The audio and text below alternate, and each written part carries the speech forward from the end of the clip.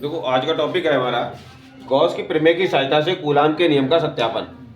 तो गॉस की प्रमेय की सहायता से हम कूलाम के नियम का सत्यापन किस प्रकार से करेंगे? गॉस की प्रमेय की सहायता से कूलाम का नियम का सत्यापन। देखो एक बिंदु आवेश Q को केंद्र मानकर ये कोई बिंदु आवेश है प्लस Q, इसको केंद्र मानकर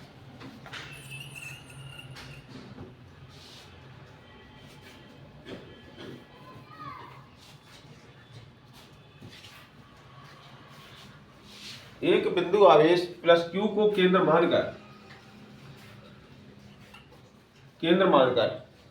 प्लस Q को केंद्र मानकर चारों ओर R त्रिज्या का एक गॉसियन पृष्ठ खींचते हैं। चारों ओर R त्रिज्या का एक गॉसियन पृष्ठ खींचते हैं। माना बिंदु आवेश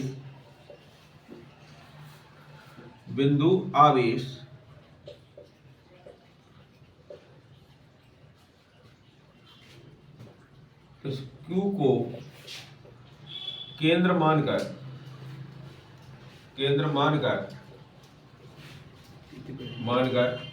R त्रिज्या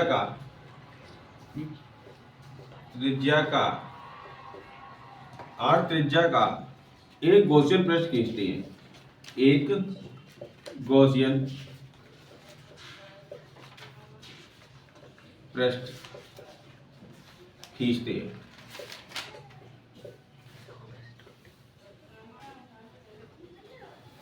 क्या किया हमने? प्लस Q को एक बिंदु आवेश है प्लस Q, इसको केंद्र मानकर R त्रिज्या का एक गॉसियन पृष्ठ खींचते हैं। ठीक है, तो त्रिज्या कितनी है इसकी? R है। R त्रिज्या का एक गॉसियन पृष्ठ खींचते हैं। ठीक है, गॉसियन पृष्ठ पर एक सूक्ष्म क्षेत्रफल अवयव dA लेते हैं। ये क्या है? dA है। गॉसियन पृष्ठ पर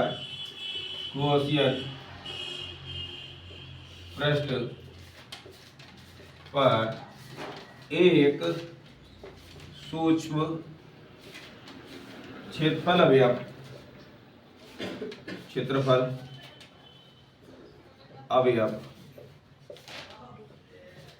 dA लेते हैं। एक सूक्ष्म क्षेत्रफल अवयव dA लेते हैं। गॉसियन पृष्ठ पर एक सूक्ष्म क्षेत्रफल अवयव dA लेते हैं। ठीक है, D लेते हैं, जिस पर वैद्युत क्षेत्र E तथा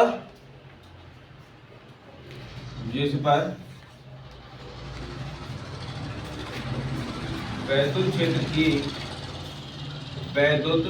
क्षेत्र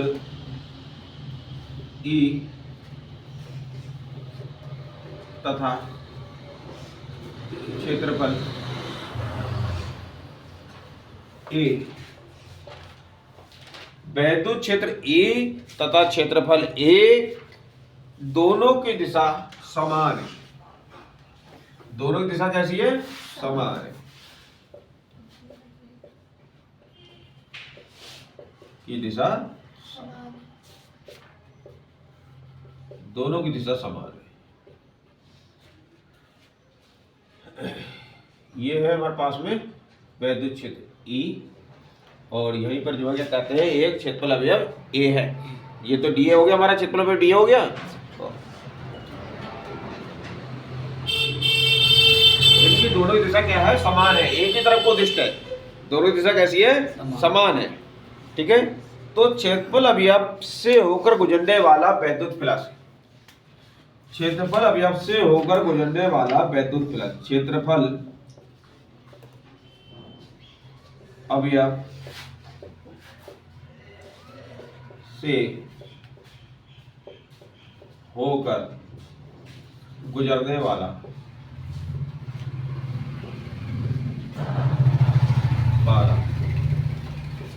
वैद्युत फ्लक्स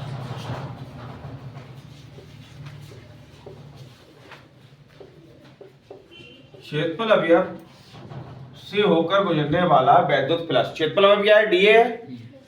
क्षेत्रफल अवयव dA तो है। क्षेत्रफल है डी ए, यहाँ पे डी ए लिख देते हैं, ठीक है। क्षेत्रफल है डी ए से होकर गुजरने वाला वैद्युत प्लस। तो वैद्युत प्लस क्या होता है हमारे पास में, ई डी ए होता है, ई डी ए तो होता है। तो E phi E equal E D A, E D A हो गया ये। और ई डी ए किसके इक्वल होता है, ए डी ए किसके इक्वल होता है, ए बी कॉस थीटा के होता है। फर्स्ट ईयर में समझे पड़ा हुआ है। ए डी ए किसके इक्वल होता है, ई डॉट वेक्टर ए क्या हो जाएगा, E D A cos theta हो जाएगा। E D A cos theta, A की दिशा की ओर डिस्टेंस, तो थीटा इक्वल कितना हो जाएगा हमारा, थीटा इक्वल कितना हो जाएगा, 0 हो जाएगा। तो phi E equal E D A cos 0, cos 0 का मतलब कितना होता है, ई डी ए आगे निकल के, ये आगे निकल के। अब क्या करना है हमारे लिए इसमें, ये हो गया। अब सब ये तो केवल हमारा आया क्षेत्रफल में डी ए से होकर जाने वाला। अब संपूर्ण गॉसियन पृष्ठ से होकर जाने वाला, पूरे गॉसियन पृष्ठ से, ये पूरा जो गॉसियन पृष्ठ है इससे निकलने वाला वैद्युत प्लस, संपूर्ण गॉसियन पृष्ठ से निकलने वाला वैद्युत प्लस, संपूर्ण गॉसियन पृष्ठ से, संपूर्ण गॉसियन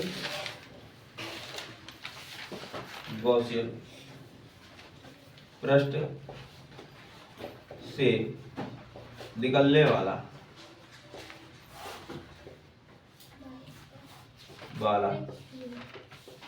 वैद्युत प्लस,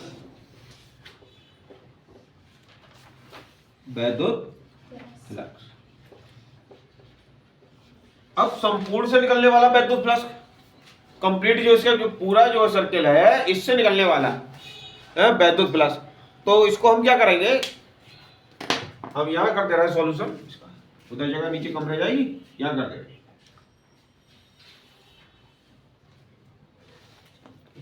तो इसमें क्या जगह निकल के हमारे पास में phi E equal A E D A हो गया।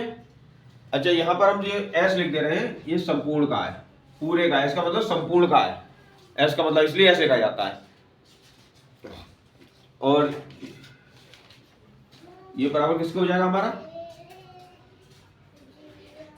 ई डी ए हो गया। और ई डी ए किसके इक्वल आया हमारे पास में, नहीं ई डी ए जो आएगा हमारा, ई को हमने बाहर ले लिया, ई को हमने बाहर ले लिया और डी ए का हमने क्या कर दिया, समाकलन कर दिया। ई को बाहर ले लिया हमने, ई छेद की तीव्रता है, और डी ए का समाकलन क्या होता है, 4 पाई आर स्क्वायर, क्या होता है 4 पाई आर स्क्वायर होता है। तो पाई इक्वल कितना आ गया हमारे पास में, E into 4 pi R square, 4 pi R square हो गया। अब फाई इक्वल किसके होता है, क्यू अपॉन एप्सिलॉन के होता है, फाई इक्वल नहीं होता है। तो यहाँ पे क्या लिख सकते हैं, क्यू अपॉन एप्सिलॉन लिख सकते हैं इसको। तो हम ये क्या करें, इसको इधर ले आए, तो ई इक्वल क्या आ जाएगा निकल के हमारे पास में, Q upon 4 pi R square epsilon हो गया। अब इसे थोड़ा सजा ले, इसका मेकअप कर देते हैं इसका, ठीक है। तो क्या कर सकते हैं इसको, 1 upon 4 pi epsilon into Q upon R square, ये कर सकते हैं, इसको कर सकते हैं, नहीं कर सकते। अच्छा अब जो है क्या कहते हैं, इसके नीचे कुछ लगाना है, इसके नीचे ये कौन लगा,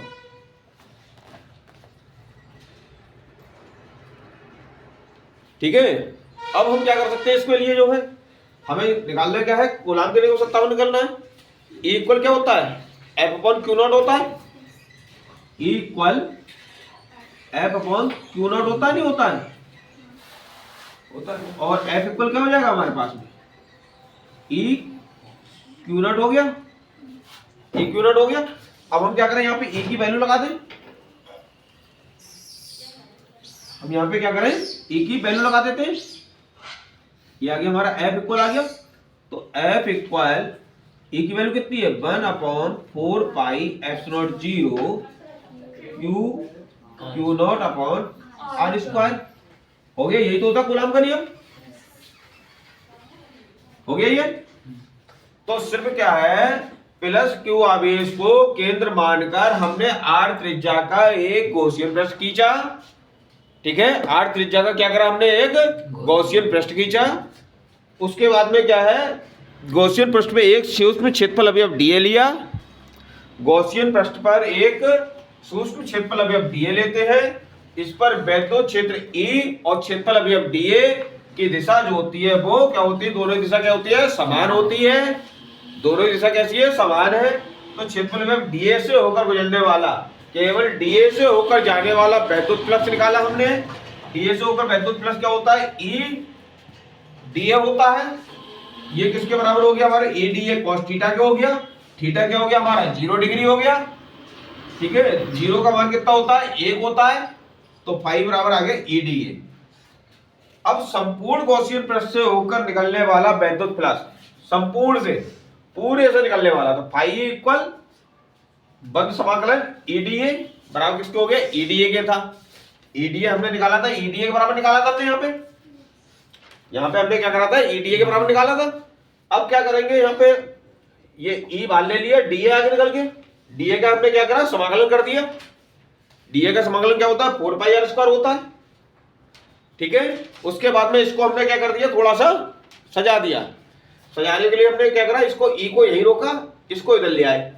तो हमने इसको 1/4 पाई एप्सिलॉन 0 होता है, 1/4 पाई एप्सिलॉन 0 होता नहीं होता है, होता है। तो यहाँ पे हमने लगा दिया। और E इक्वल क्या होता है, F अपॉन क्यू नॉट होता है। E equal F upon Q not होता है। F इक्वल क्या हो गया, E क्यू नॉट हो गया। F equal E Q not हो गया। E की वैल्यू हमने लगा दी। यही आ गया हमारा कूलम के नियम का सत्यापन हो गया। ओके, समझ में आ गया नहीं आया।